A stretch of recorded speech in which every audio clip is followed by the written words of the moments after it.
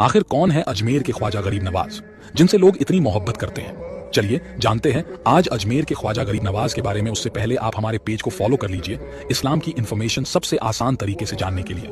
देखिए, सबसे पहले तो ये जान लीजिए कि ख्वाजा साहिब का असली नाम शेख मोइनुद्दीन हसन चिश्ती है, जिनकी पैदाइश 11वीं सेंचुरी में सीस्तान में हुई थी, जो सीस्तान आज ईरान के शहर इस्फहान के पास है।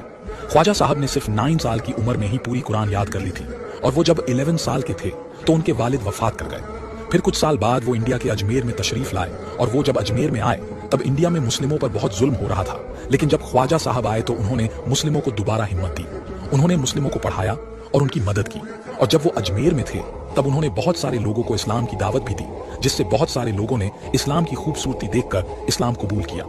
लेकिन कई बार ख्वाजा साहब पर मुसीबत भी आई, क्योंकि इस्लाम के दुश्मन उस वक्त भी थे और वो चाहते थे कि इस्लाम खत्म हो जाए। लेकिन ख्वाजा साहब ने अपनी पूरी जिंदगी इस्लाम के लिए सौंप दी और 12वीं सेंचुरी में वो वफात कर गए। और उनके बाद मुगल बादशाह गयासुद्दीन ने उनकी दरगाह बनवाई, और मुगल बादशाह हुमायूं ने, अकबर ने, शाहजहां ने और औरंगजेब ने इस दरगाह की हिफाजत की। और बादशाह अकबर तो कई बार ख्वाजा साहिब की दरगाह गए थे।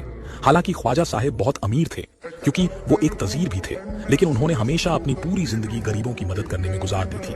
इसीलिए ख्वाजा साहब को ख्वाजा गरीब नवाज भी कहा